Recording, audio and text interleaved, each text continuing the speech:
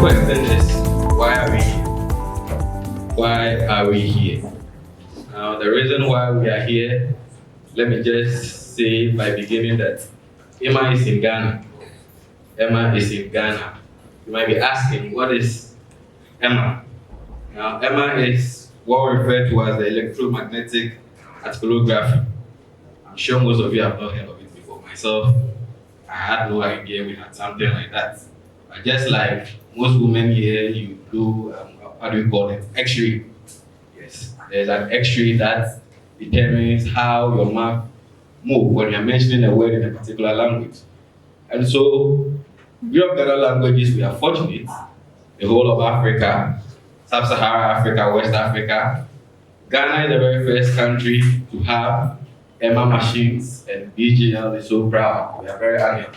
And so we'll have to officially welcome who are those who brought these machines, where are they coming from, how is it going to work. In fact, you guys will have a little knowledge on what EMA is, EMA, what it is. And so, I've all the honors to welcome each and all of you here.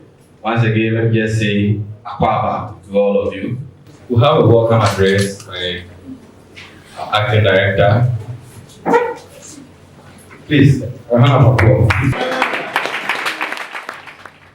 Today, we gather to welcome Professor Jason Shaw, a renowned expert in linguistics with the Yale University, who has graciously accepted our invitation to come and conduct an electromagnetic articulography study on the Dangme language. Even though our languages are very important to us, we are also aware that many of our indigenous languages are facing extinction. The rapid urbanization, globalization, and increasing dominance of foreign languages have led to a decline in the use and transmission of our indigenous languages. This is a concerning trend, not only because it threatens the very existence of our indigenous languages in general, but also because it erodes our cultural diversity and richness. It is therefore imperative that we take concrete steps to develop and promote our indigenous languages. Once again, I would like to extend a warm welcome to Professor Jason Shaw and express our gratitude for his willingness to share his expertise with us. Thank you so much for welcoming me here today. It's an incredible opportunity for me. I hope all of the languages of Ghana will one day be recorded in this way. We start with Dangme, and we fill in this gap of our knowledge and start connecting the movement patterns of Dangme with the movement patterns of other languages, and see, what we all have in common, and then what makes us unique because of our particular language. We must thank Prof. For this interest in the work that you're about to do, which I'm sitting here clearly, I can see how beneficial it will be to us. And so we welcome you, we embrace you, and we will support you in every way possible that you will prepare. And we have to move from that perception and idea and understand that education is not about speaking fluent English or French or any international language. Especially the journalists. I must be very honest, we are losing it. You go to institutions, you meet your fellows, and you speak their language and they refuse to speak back. And it's sad. So I'm very excited about this. Prof, God bless you. Because there are a lot of languages and countries you could have gone to, but you chose to come here. And we appreciate it. Let's be proud of our language, because language is culture. And if we are ashamed of our languages, we will end up losing our culture. And if we lose our culture, it means our identity will be lost. If our identity is lost, then we don't exist anymore. So, as a student at Yale University, I thought of something very critical about our language, which is the Dangme language. The Dangme language is spoken among 8 different ethnic groups. the language, the fortunate thing is that the language is mutually intelligible, meaning all of us understand each other. But there are some differences in the way we speak. The main problem is that every language, according to SIL, has 4 stages before it actually disappears completely. The first stage is that the language is not only being the norm that children are encouraged to use the language in their homes and in their community, but also institutions like BGL, the Bureau of Ghana Language, is making effort to develop the language. Then we have another stage where we say the language was stable. Meaning, even though the government or other institutions are not encouraged, we don't see it on television, we don't hear it on radio. Parents encourage children to use the language. That means the language is stable. But then you can move from there to another stage we call endangered. Meaning now children, even when you speak to children in Dangme, they struggle. Sometimes we don't even know certain words for certain things like bridge. If you say, how do you say bridge in Dangme? Then some of us will start scratching our head. Then the last stage is extinct, meaning it has completely disappeared.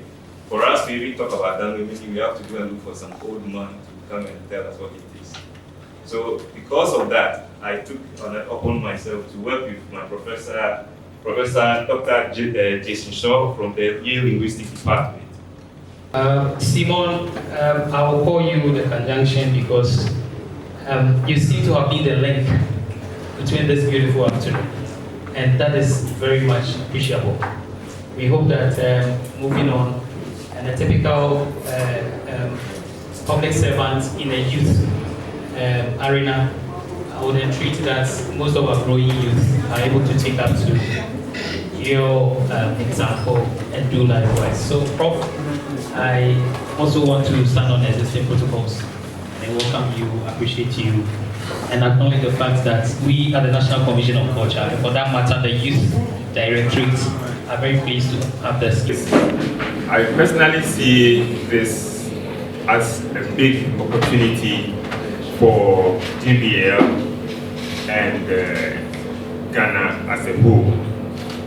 For Simon Chawe to begin a study and feel to bring this back here so that it begins a project.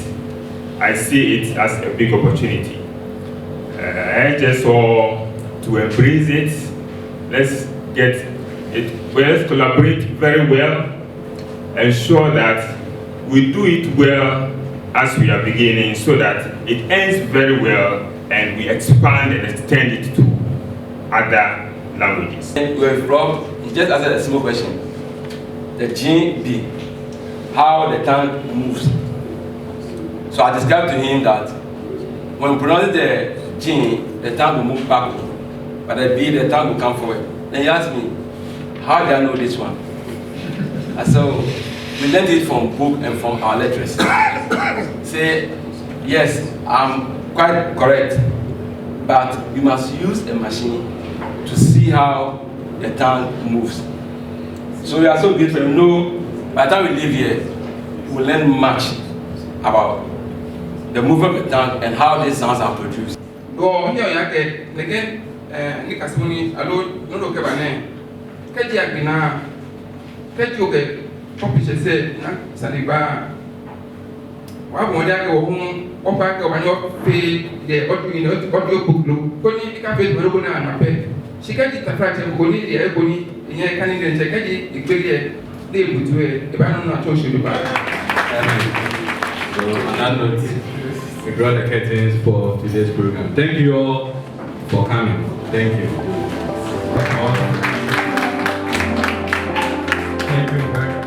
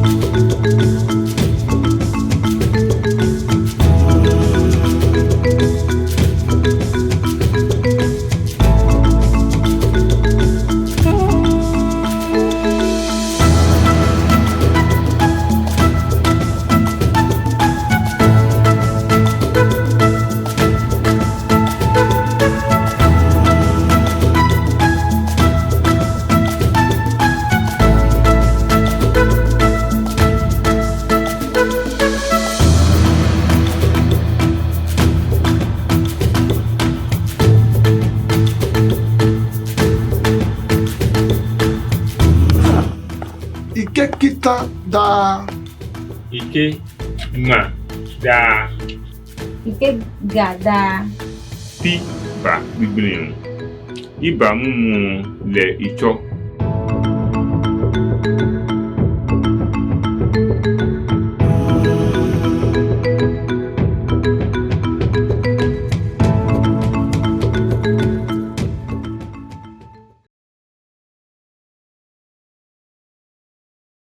Welcome to Ghana.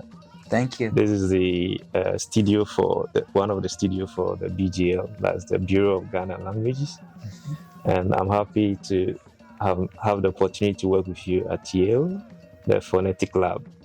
So, in this discussion, wanted to us to kind of play back what we had experienced back then. Mm-hmm. Yeah. Well, in my laboratory, I record languages from all over the world. We're interested in understanding how languages, vary from one language to another, from one speaker to another, from one dialect to another, because we want to understand at a deep level, like, what is language? What is a possible language? And in order to understand this question, we need data from as many languages as possible. There's nearly 7,000 languages in the world, but very few of them are documented with a really high level of detail. And this is the coordinate system for the magnetic. So this will create a magnetic field, right? Around this size. Okay. So I packed up some equipment from my lab at Yale and brought it here. I was most interested in electromagnetic articulography, or EMA. This is a system that it's a flesh point tracking system, so we can attach sensors to the tongue, to the lips, and it gives us very good spatial temporal resolution so that we can see how the articulators are coordinated during speech. This is something that varies across languages. There's many ways to describe language. Typically we think, okay, we can write it down. We can listen and we can write it down. But you can write something down and then you go to speak it and then it doesn't sound like what you wrote down in the beginning, right? So writing things down using the International Phonetic Alphabet, that captures some level of detail, but it doesn't capture the level of detail that languages vary in and that individuals vary in. For that, we can do some acoustic analysis. We can look at the speech, we can look at the waveform, we can do that type of analysis. But still, we don't know what created that waveform. To do that, we have to go and we have to look at the articulation, because you can have different ways, different articulatory movements that generate very similar waveforms. So just looking at the acoustics, we don't know exactly how that language, how the speakers of that language are moving to generate that sound. So that's what EMA allows us to do. Before coming here, there have only been 2 speakers of any language of Ghana that have been recorded. They're both speakers of Ewe, okay. That were recorded in 1993, and not in Ghana, in Los Angeles. So this will be the very first time that we're able to record a language of Ghana using EMA in Ghana. And I'm excited.